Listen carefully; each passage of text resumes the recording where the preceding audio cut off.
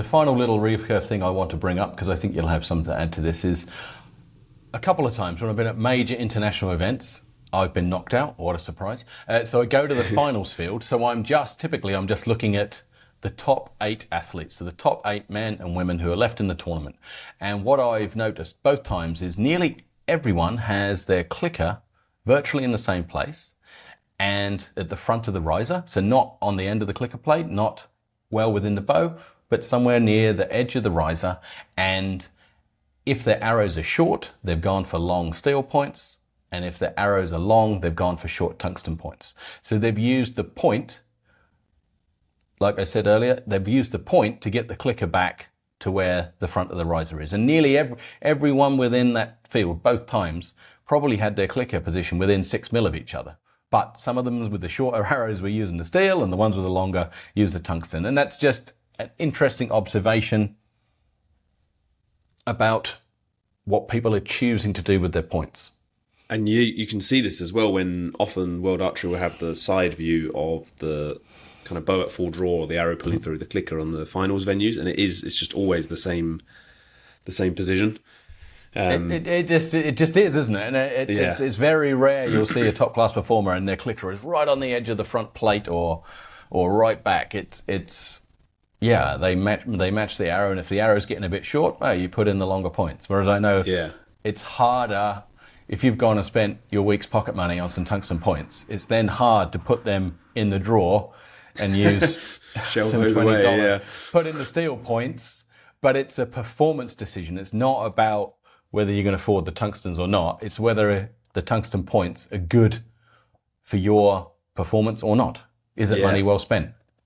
And that length of the arrow thing is exactly. I looked at this a long time ago when I made the tuning guide on my website. So if anyone wants to find the correct number, because I can't remember off the top of my head, but if you go to onlinearcheryacademy.com and click on the tuning guide at the top and scroll down, there's something. Basically, I looked at loads of this and I came to the same conclusion where it was basically the point where the clicker goes is normally, I think it was 4.5 centimeters in front of the pressure button, plus or minus 0.5 centimeter, basically. Pretty much everyone has it there.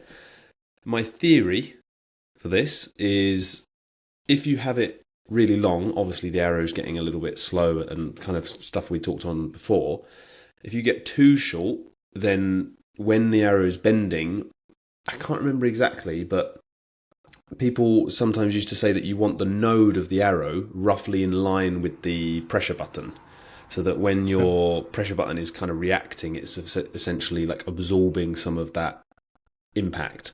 I can understand that. Yeah, so, or maybe I've got that slightly wrong, actually. The node is the bit that's not going to move. Yeah, the node is the most stationary part, and we've got one node at the back and one at the front, yes. So I think having that in that range is to kind of...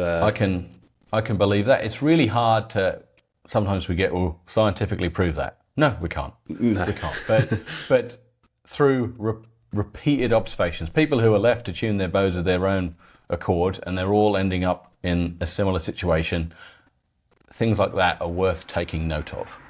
Is it going to move you from shooting 550 to 650? No.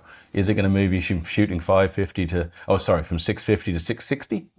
Maybe it's going to make a difference. Maybe. It's just something to be aware of. And if you're getting too far away from the norm, then maybe there's something we should look at there. Try not to be a outlier. Is your shooting progressing as you like, or would you like some expert coaching from a friendly face? If so, the details are in the description. Now back to the video. Because also, every bow pretty much has that multiple pressure button hole, but no one uses that front one. No one wants to put that pressure button further forward and change that distance.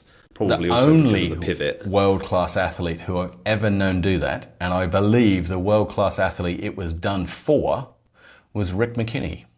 Okay. He liked that because he believed he got better clearance.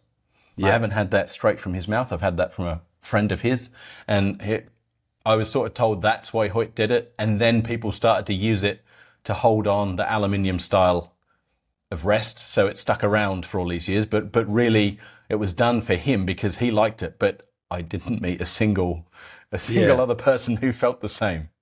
I've seen some videos of Chang Haijin shooting with that front really? hole before. Some, but not when she won in Rio, I don't think. And not on her best performances, but I think I've seen some videos of that. And I also tried it because of the clearance thing, because maybe people have seen on your channel, there's a couple of slow-mo videos where you can see the arrow I'll put bending. it at the end of this video if you want to watch it, because I think that's a big eye-opener for a lot of people. Yeah, and when you watch that, when I had some clearance, I didn't have like massive issues, but essentially the cycle of my arrow meant that the fletches were going far away from the bow a little bit late. So they were kind of slightly tapping, the shaft was slightly tapping the arrow rest. And I was like, how can we fix this? And I tried a number of things. Turned out to be string drag on my chin, if anyone's interested. Who would have thought? I would always think that, always. But I thought like, oh, okay, let's try the front pressure button hole, because then you're giving it an extra little bit of distance to cycle past. Yeah. It was a little bit better, but it didn't make a huge difference. But I can see maybe why, what you mentioned with the clearance as well. I think that's an interesting point. And just for anyone who doesn't know, Rick McKinney was a world-class archer in the 90s. I want to say he was a multiple world champion, certainly a world record holder. Yeah. Top guy, and really world-class performer, and always looking to push things forward. And for him, it worked. Some things are more personal, some things catch on, and then before you know it, everyone's doing it. But that one just never quite happened, did it? No. And Rick, he's a cool guy as well, Rick. Hopefully, maybe he's watching. If you're watching, Rick, let everyone know in the comments what the Rick McKinney, what the comment reason was. in the comments, please. Give us a thumbs up, okay? Yeah. If you stayed till the end because you enjoyed the video, please consider subscribing. It really helps me.